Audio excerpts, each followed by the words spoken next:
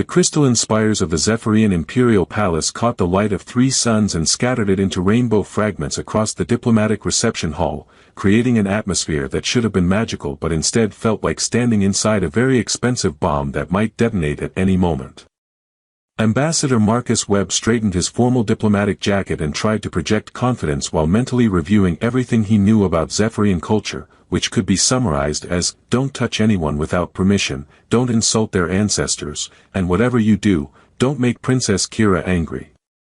The last point seemed particularly important given that Princess Kira had apparently made 37 previous diplomatic suitors flee the planet, hospitalized 4 others, and according to one report that Marcus hoped was exaggerated, launched a Centauri Duke through a stained glass window depicting the Treaty of Galactic Friendship.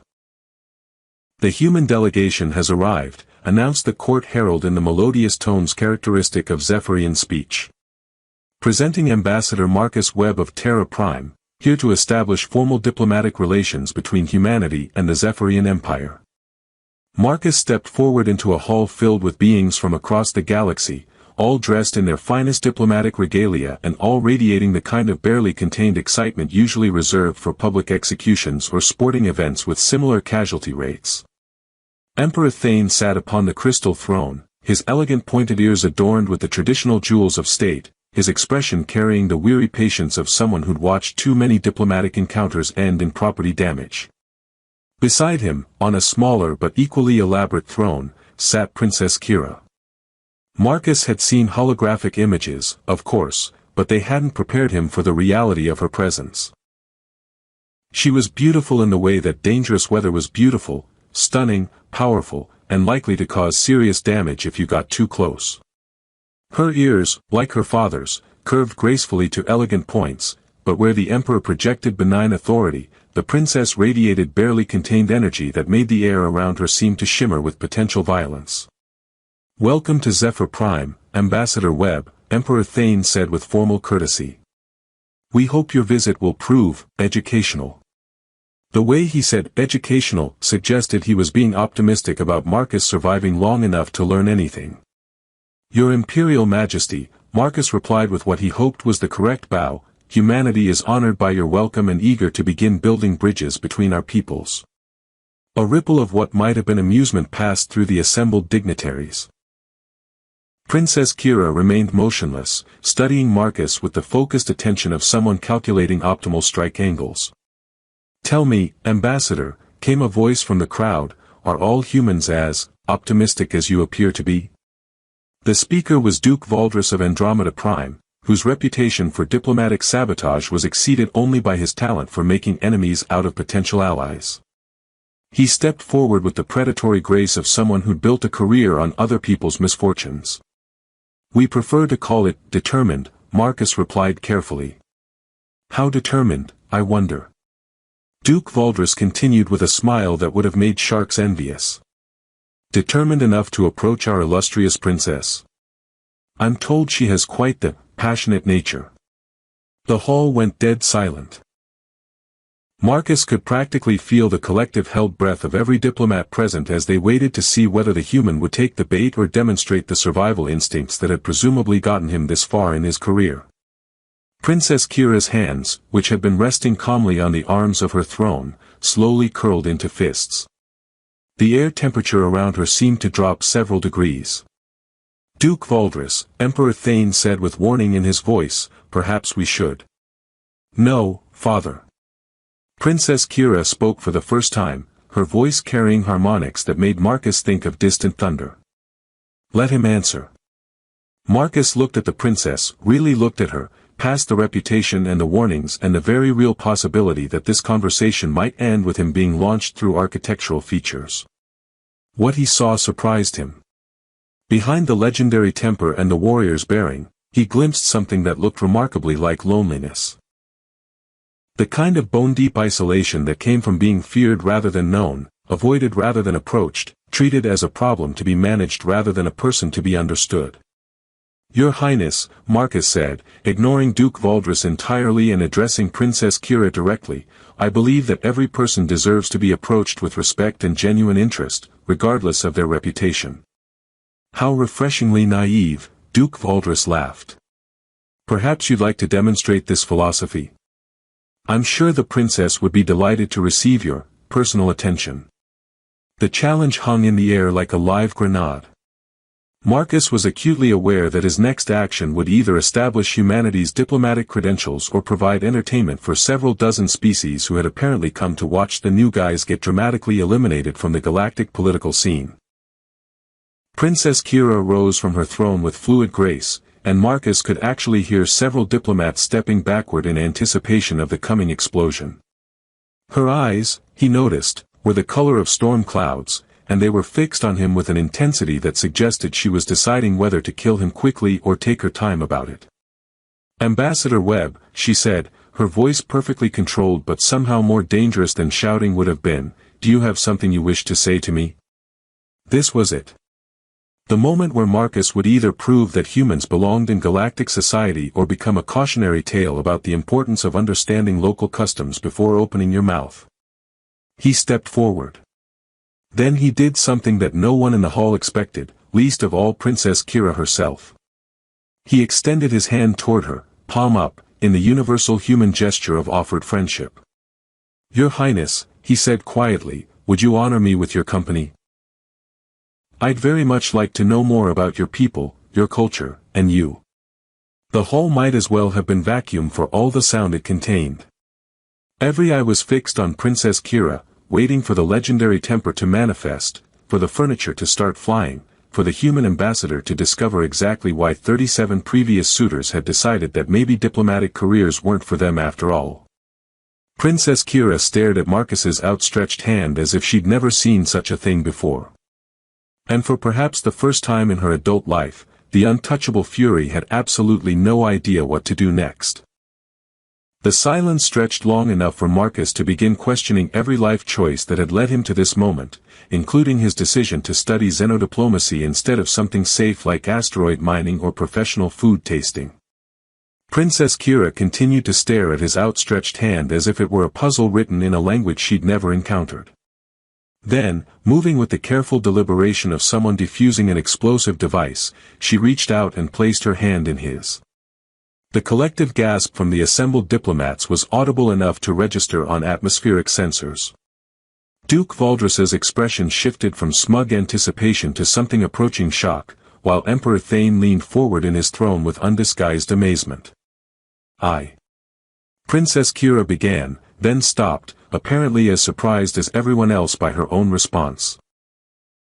Marcus, who had been prepared for everything from physical violence to diplomatic ejection, found himself holding the hand of the most feared woman in 3 sectors and having no earthly idea what to do next. Fortunately, his diplomatic training had included a module on graceful recovery from unprecedented situations, though he was fairly certain the instructors hadn't envisioned anything quite like this. "Perhaps," he suggested gently, "we could continue this conversation somewhere more private? I understand you have some remarkable botanical gardens here." Princess Kira nodded mutely, and together they walked toward the garden entrance, leaving behind a hall full of diplomats who would spend the next several hours debating whether they had just witnessed the beginning of a new era in interspecies relations or the most elaborate form of suicide ever attempted. The gardens were indeed remarkable, filled with crystalline trees that chimed softly in the breeze and flowers that glowed with bioluminescent patterns Marcus had never seen before. More importantly, they were empty of other people, which meant he could stop pretending he knew what he was doing and start figuring out what he'd actually gotten himself into. "So," he said as they walked along a path lined with what appeared to be singing grass, "this is awkward." Princess Kira stopped walking and stared at him. You just said that out loud." "Yes, I have a terrible habit of honesty. My diplomatic instructors tried to cure me of it, but apparently I'm hopeless." Marcus gestured helplessly. "I should probably mention that I have absolutely no idea what the appropriate protocol is for this situation. You approached me without a strategic agenda. I approached you because Duke Valdris was being a complete jackass and you looked like you were tired of being treated as entertainment instead of a person." Princess Kira blinked. "You called a duke a jackass? Duke Valdris is objectively a jackass. His reputation precedes him across half the galaxy." Marcus paused. Although I probably shouldn't have said that either. Add it to the growing list of diplomatic incidents I'm creating. For the first time since they'd met, Princess Kira smiled. It was a small smile, barely visible, but it transformed her entire face. Ambassador Webb, she said, you are either the bravest diplomat in galactic history or the most foolish. Given my track record, probably both. Please, call me Marcus. And if you don't mind my asking, what should I call you? Your Highness seems awfully formal for someone whose hand I'm apparently holding. She glanced down at their joined hands as if she'd forgotten about them. Kira. Just. Kira. They resumed walking, and Marcus found himself relaxing slightly. Princess Kira might have a legendary temper, but she also had an unexpectedly dry sense of humor and a tendency to observe details that most people missed. Marcus, she said after a few minutes of comfortable silence, why did you become a diplomat? Because I'm apparently terrible at recognizing obvious danger signs and I have an unhealthy fascination with complicated problems. That's not a real answer. Marcus considered this. Because I believe that most conflicts come from misunderstanding rather than genuine incompatibility. People fight because they don't know how to talk to each other, not because they're fundamentally enemies. And you think you can fix that? I think someone has to try. They had reached a circular plaza dominated by a fountain that defied several laws of physics by making water flow upward in intricate spiral patterns. Kira sat on the edge of the fountain and gestured for Marcus to join her. Tell me about your people, she said. What are humans like when they're not trying to establish diplomatic relations? Chaotic, mostly. We argue about everything, including things that aren't worth arguing about. We have a tendency to make things more complicated than they need to be. We're absolutely terrible at long-term planning but surprisingly good at adapting when our terrible plans inevitably fail. That sounds refreshing. Refreshing is not a word most species use to describe humans. Most species, Kira said carefully, have not spent their lives being approached by people who want something from them rather than wanting to know them. The admission hung in the air between them, and Marcus realized he was getting a glimpse behind the fearsome reputation to the person underneath. What do they usually want? He asked. Political advantage. Trade agreements. Military alliances. Marriage contracts that would benefit their worlds. Her voice grew quiet. They see the crown, not the person wearing it. For what it's worth, I think the person is considerably more interesting than the crown. Kira looked at him sharply. You don't know anything about me. I know you're intelligent enough to see through Duke Valdris's manipulations. I know you have excellent reflexes because you didn't actually break my arm when I surprised you with the handshake thing. I know you care about your father because you were watching his reactions during the reception. And I know you're lonely because I recognize the look, I've seen it in the mirror enough times. You're lonely. Marcus laughed. Kira, I've spent the last 3 years studying alien cultures and learning diplomatic protocols for species I'd never met, preparing for missions to worlds I'd never seen, so I could have conversations with people who mostly see me as either a curiosity or a potential threat. Of course I'm lonely. But you have your own people. Sure, but how many humans do you think are interested in discussing the finer points of Centauri mating rituals or debating the philosophical implications of Andromedan trade law? Despite herself, Kira laughed. Probably not many. Exactly 0, as it turns out. They sat in comfortable silence for a while, watching the impossible fountain and listening to the chiming of crystal trees. Marcus was beginning to think that maybe, possibly, this diplomatic mission might not end in complete disaster when an explosion echoed from the direction of the palace. What was that? He asked.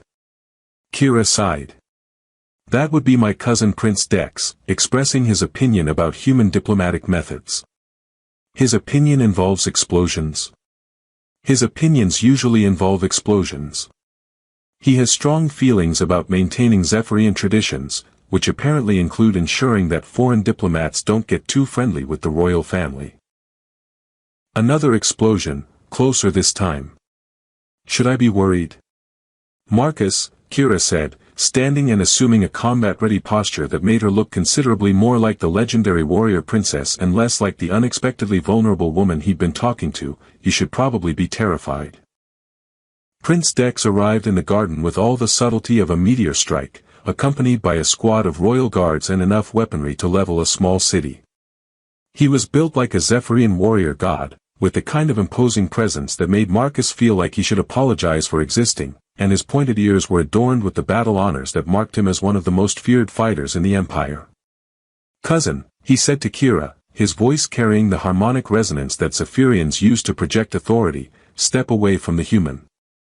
"Dex," Kira replied with the weary tone of someone who'd had this conversation before, "we've discussed your tendency to solve problems with explosions. This isn't a problem to be solved, it's a contamination to be cleansed." Prince Dex's gaze fixed on Marcus with the focused intensity of someone selecting a target. "The human has violated sacred traditions by touching royal blood without earning the right through combat." Marcus, who was rapidly reassessing his earlier optimism about not dying today, cleared his throat. "I wasn't aware that handshakes required combat certification. Is there a form I should have filled out?" Several of the guards made sounds that might have been stifled laughter. Prince Dex did not look amused. "You dare mock our customs?" "I dare ask for clarification," Marcus replied, discovering that impending death apparently made him more diplomatic rather than less. "I'm new to your culture and eager to learn proper protocols." "The proper protocol," Prince Dex announced, "is ritual combat. You will face me in the circle of honor, and when I defeat you, the insult to our bloodline will be cleansed." "And if he refuses?" Kira asked, though her tone suggested she already knew the answer. "Then he dies as a coward rather than a warrior. The result is the same." Marcus considered his options, which appeared to range from certain death in combat to certain death as an alternative to combat. His diplomatic training had covered negotiation, cultural sensitivity, and conflict resolution, but had been notably lacking in courses on how to survive ritual combat with alien warrior princes who could probably bench press a small spacecraft. "Dex," Kira said, stepping closer to Marcus in a gesture that was clearly protective, "this is ridiculous." The human meant no disrespect. "The human," Prince Dex said with emphasis, "touched the untouchable princess. Either he is a fool who deserves death, or he is bold enough to be worthy of testing. Either way, the circle will reveal the truth." "What if I'm neither bold nor foolish?" Marcus asked. "What if I'm just a diplomat who made a social mistake?" "Then you will die quickly." "That's reassuring." Kira turned to face Marcus, and he was surprised to see genuine concern in her storm-gray eyes. "You don't have to do this. I can invoke royal protection." "What would that accomplish?" "It would keep you alive. And make me look like I was hiding behind your skirts, which would probably cause a different kind of diplomatic incident." Marcus sighed. "Besides, if I'm going to represent humanity to the galaxy, I should probably demonstrate that we're not complete cowards." "You're also not trained warriors." "No, but we are surprisingly adaptable. And stubborn. Sometimes that's enough." Prince Dex gestured toward the palace. "The circle awaits. We will settle this at sunset." As the prince and his entourage departed with military precision, Kira remained beside Marcus, her expression troubled. "This is my fault," she said quietly. "I should have pulled away. I should have maintained proper distance." "Why didn't you?" She was quiet for so long that Marcus wondered if she was going to answer. When she finally spoke, her voice was barely above a whisper. "Because for the first time in years, someone approached me without fear or agenda. Because you looked at me and saw a person instead of a political asset or a dangerous weapon." She turned to meet his eyes. "Because no one has ever simply offered me their hand before. And now I might die for it. Marcus, I need you to understand something about Zephyrian combat traditions. They're not just about fighting. They're about proving that you have the strength and honor to protect what you claim to value. So if I survive, I prove I'm worthy of your friendship. If you survive, Kira said with a smile that held equal parts warmth and sadness, you prove that humans might be the most extraordinary species the galaxy has ever encountered. The afternoon passed in a blur of preparation that consisted mainly of Marcus trying to learn basic Zephyrian combat techniques while Kira attempted to teach him enough to avoid immediate death. The results were not encouraging. No, you parry with the blade, not with your forearm, Kira said after Marcus's 15th failed attempt at a defensive maneuver. In my defense, I've never held a sword before today. That's becoming increasingly apparent. Is there any chance Prince Dex might accept an alternative form of combat? Maybe debating? I'm quite good at debating. Zephyrians settle disputes through strength of arms, not strength of arguments. Marcus attempted another parry and managed to drop his sword entirely. This is going to end badly, isn't it? That depends on your definition of badly. My definition involves me being dead. Then yes, probably. Sunset arrived with the kind of dramatic lighting that would have been beautiful if Marcus weren't walking toward what was almost certainly his own execution. The Circle of Honor turned out to be exactly what it sounded like. A circular arena carved from living crystal, surrounded by tiered seating where what appeared to be half the court had gathered to watch the human diplomat get dramatically defeated by Zephyrian military prowess. Emperor Thane presided from a ceremonial platform, his expression unreadable. Beside him, Duke Valdris wore the satisfied smirk of someone whose manipulation had achieved the desired result. Marcus, Kira said as they reached the edge of the circle, remember what I taught you about reading your opponent's intentions. You mean the part about how Prince Dex broadcasts his attacks like a military communication array? Exactly. He's powerful and skilled, but he's also predictable. Use that. Prince Dex entered the circle wearing ceremonial combat armor that looked like it had been forged from starlight and intimidation. He carried a blade that hummed with energy and bore inscriptions that probably translated to something like, human deterrent. Marcus, by contrast, wore his diplomatic jacket and carried a borrowed sword that he held like someone who'd learned swordsmanship from instructional videos. Last chance, human, Prince Dex called across the circle. Apologize for your presumption and accept exile from Zephyr Prime. Marcus looked up at the assembled crowd, at Emperor Thane's watchful gaze, at Duke Valdris's expectant smile, and finally at Kira, whose expression held a mixture of hope and resignation.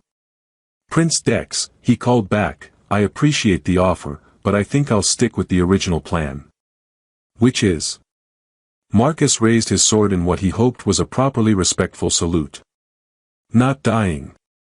I'm quite attached to not dying. And with that declaration of intent, the most unconventional diplomatic negotiation in galactic history began. The first thing Marcus learned about ritual combat was that Prince Dex moved like liquid lightning wrapped in barely contained destruction. The second thing he learned was that dodging was a vastly underrated survival technique. Stand and fight, human. Dex roared as Marcus dove behind one of the circle's decorative pillars to avoid being bisected by a blade that left glowing trails in the air. I am fighting. Marcus called back. I'm fighting very strategically. His strategy, such as it was, consisted primarily of staying alive long enough to figure out what he was doing. Kira's lessons had emphasized that Zephyrian combat was as much about honor and form as it was about victory, which meant there were rules governing how one could and couldn't engage. Unfortunately, Marcus couldn't remember most of those rules while actively trying not to die. Prince Dex's next attack shattered the pillar Marcus was hiding behind, sending crystal fragments cascading across the arena floor. The crowd cheered appreciatively, apparently entertained by the human's creative approach to not getting killed. Your Highness, Marcus said, rolling to avoid another strike that carved a glowing furrow in the arena wall, might I suggest that this combat is serving a greater purpose than simply determining who's better with a sword? What greater purpose? Dex demanded, advancing with the inexorable confidence of someone who'd never lost a fight. Demonstrating cultural exchange. Marcus replied, using a broken piece of pillar as an impromptu shield. I show you human adaptability and creative problem solving, while you show me the incredible martial traditions of your people." Prince Dex paused mid-strike, apparently caught off guard by the suggestion that getting his ass kicked might constitute educational programming. "Are you attempting to negotiate during combat?" "I'm attempting to reframe our interaction as a diplomatic demonstration rather than a fight to the death." "That's..." Prince Dex lowered his blade slightly. "That's actually not without precedent in the historical records." The crowd murmured with interest. Apparently, scholarly approaches to ritual combat were unusual enough to be noteworthy. Marcus seized the opportunity. "In human culture, we have a concept called win-win scenarios, where both parties benefit from an interaction regardless of who technically achieves victory." "Explain." "You demonstrate the superior martial skills of Zephyrian warriors, proving that your people are formidable allies and dangerous enemies. I demonstrate human resilience and adaptability, proving that we don't give up easily and can think creatively under pressure." Prince Dex considered this while the assembled crowd waited in fascination. "And what does this accomplish diplomatically?" "It shows that humans and Zephyrians can engage in direct, honest conflict without it destroying the possibility of future cooperation. We can disagree, compete, even fight, and still respect each other afterward. Assuming you survive." "Well, yes, survival would be preferable from my perspective." Prince Dex raised his blade again, but his stance had changed from execution mode to something more resembling instructional demonstration. "Very well, human. Show me this adaptability you speak of." What followed was less a battle and more a very intense cultural exchange program. Prince Dex attacked with precision and power, while Marcus responded with tactics that no Zephyrian warrior manual had ever contemplated.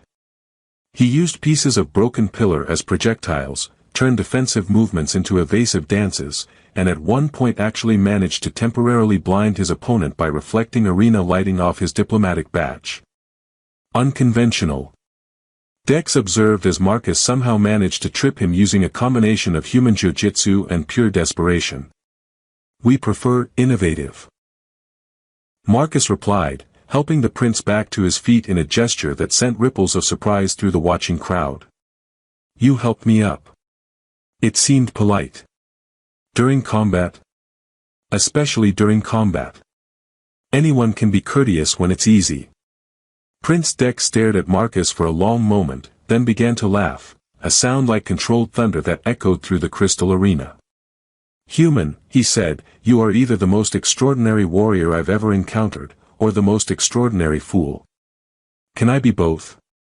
"I believe you already are." The formal conclusion of the combat came when Prince Dex declared that Marcus had demonstrated sufficient honor to warrant respect, while Marcus announced that Dex had provided him with an invaluable education in Zephyrian martial philosophy. Both statements were technically true and satisfied the requirements of ritual combat without anyone actually dying. Emperor Thane rose from his ceremonial platform, his expression thoughtful. "Ambassador Webb, you have approached our traditions with creativity. Thank you, Your Imperial Majesty. I hope that creativity can be seen as respect rather than disrespect." Prince Dex, your assessment. Dex, who was now studying Marcus with something approaching professional interest, nodded slowly. "The human fights like no warrior I've encountered, but he fights with honor. His methods are strange, but his intentions are worthy." "And Princess Kira," the Emperor continued, "what is your opinion of this diplomatic approach?" Kira stepped forward, and Marcus was surprised to see that she was smiling, not the small, careful smile from the garden, but something radiant and genuine. "Father," she said, "I believe Ambassador Webb has demonstrated something remarkable. He approached our most sacred traditions not with arrogance or dismissal, but with genuine respect and willingness to participate on our terms while remaining true to his own values." She turned to address the assembled court. "He didn't try to change our customs or avoid them.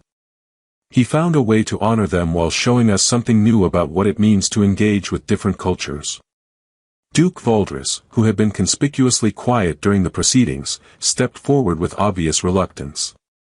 "Your Imperial Majesty, surely we cannot allow diplomatic precedent to be set by such irregular methods.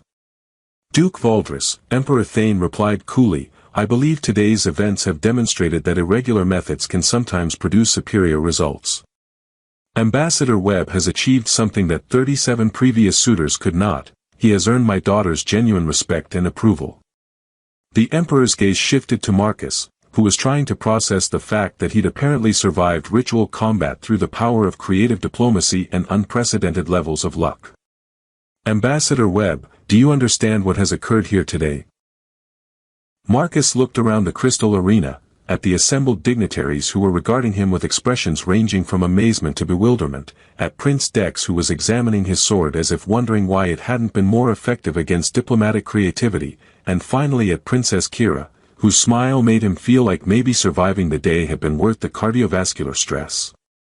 Your Imperial Majesty, he said carefully, I believe I've accidentally established a new form of cultural exchange that involves significantly more physical activity than traditional diplomacy typically requires. You have done more than that. You have proven that genuine respect for our traditions can coexist with innovation and adaptation. You have shown my daughter, and my court, that strength comes in many forms, and that courage is not always about winning, but about showing up with honor and authentic intention. Emperor Thane rose from his throne, and the entire assembly fell silent.